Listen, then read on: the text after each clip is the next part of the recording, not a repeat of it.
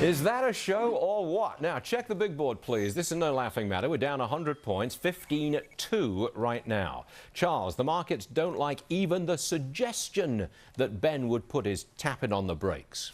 No, they don't. It was interesting because we started to come back a little bit, but those minutes and the idea that some members of the committee want to actually take action right now, as opposed, the consensus was maybe next year, maybe a fourth quarter, sort of obviously rattled a whole lot of people. But by the same token, we'll see what happens by the end of the day, but down 1.5% from the all-time high. Yeah, it's not a huge sell-off. It's not huge yet, but I think there's a lot of anxiety. You can feel it in the air. You could cut it. It's that thick right now. Okay, new home sales, this is new homes, less important than existing home sales, up 2.3%, that's month to month. I see no impact on the market whatsoever. In fact, the market's now down, down 120 points. Prices are up 14.9%. That's year over year, I believe. 14.9%. That's a record high. That's huge. New homes. Yeah. Sure. Yesterday, existing homes were like in. So explain to me, Charles, why does the market go down another 20-odd points because of that? It's not because of that news, surely. I'm not sure. I'm not sure. I mean, there's so many things going on right now that I'm just not sure. Okay. I don't think it was the new home sales. Shall we bring in a real expert? I mean, do you know one? There's a couple around. Let's bring in the man who called today's market sell-off and the drop yesterday as well. Mr. Ronald Reagan's budget director, David Stockman. All right, David, look, you can take a victory lap if you like, but I don't think you'll be very popular. Right. But you did say on this program and elsewhere that if Ben even hints that he's going to quit printing money or slow it down, down we go on the stock market. You were right. Yeah, well, that was the theme of my book. The Fed has become a serial bubble machine, that it's run by people who live in the world of the bubble blind. Bernanke proved that yesterday when asked, do you see any signs of bubbles in the U.S. economy? He said, I don't think so.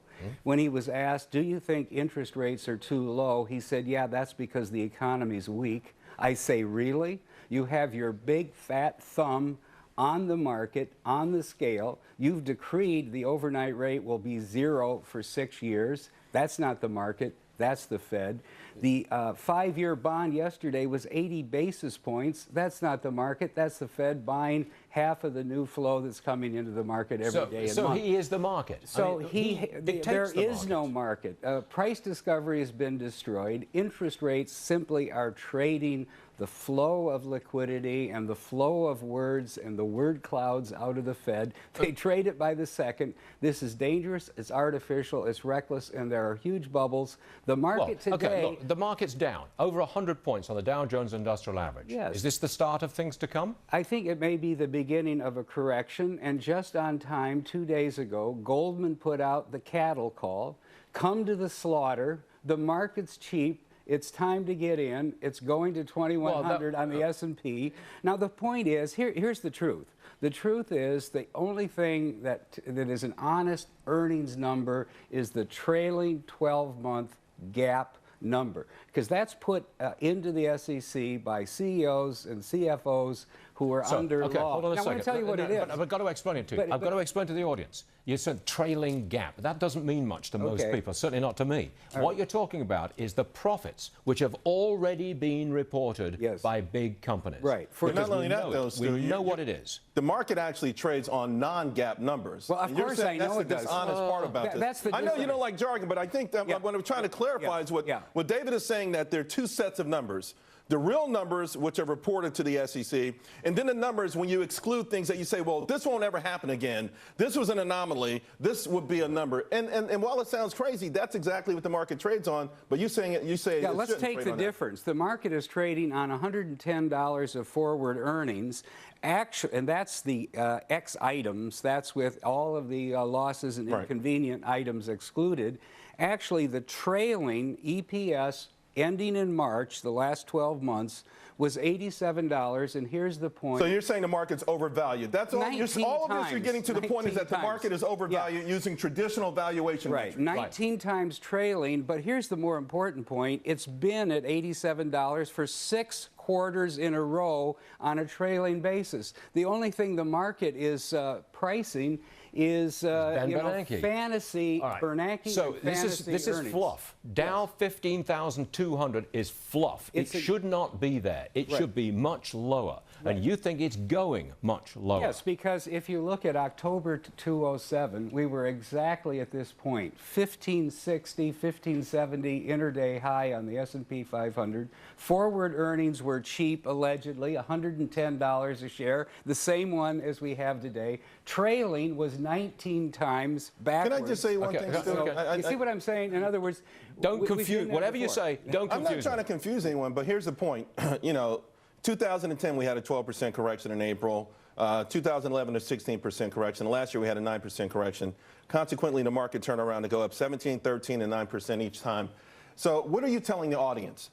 To brace for a small correction and weather the storm, or sell everything and batten down the hatches? I would say we're at the same point we were 13 years ago. The market is way overvalued. So a crash, a big-time crash. It took us in 2007 when we hit this same day. Remember, in October 2009, there was a key reversal, just like yesterday. It took 7 months for the market to eventually crash, but it never exceeded the October 2007 high. Look into that camera. Look into that camera. And you tell our viewers, sell everything or hold on. Which is it? I would say get out of harm's way. This isn't a real market. The Fed doesn't know what it's doing. It's going to be changing its mind by the hour and the second. The market is going to be schizoid. You're going to go for a roller coaster ride. If you enjoy that, stay in.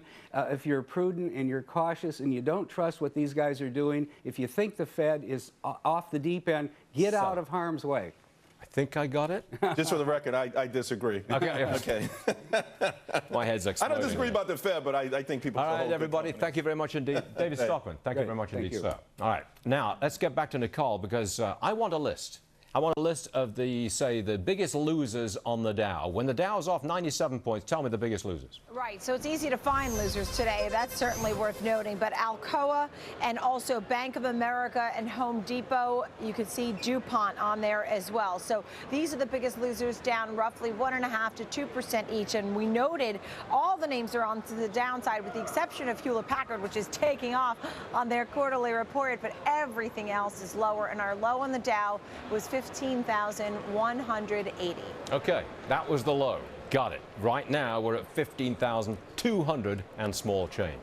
Nicole, thank you very much indeed. We're down 94 as we speak. Now, look, Ben's not he's just part. He's a big part of the downturn story today. We've also got China factory activity shrinking. I believe that's for the first time in 7 months.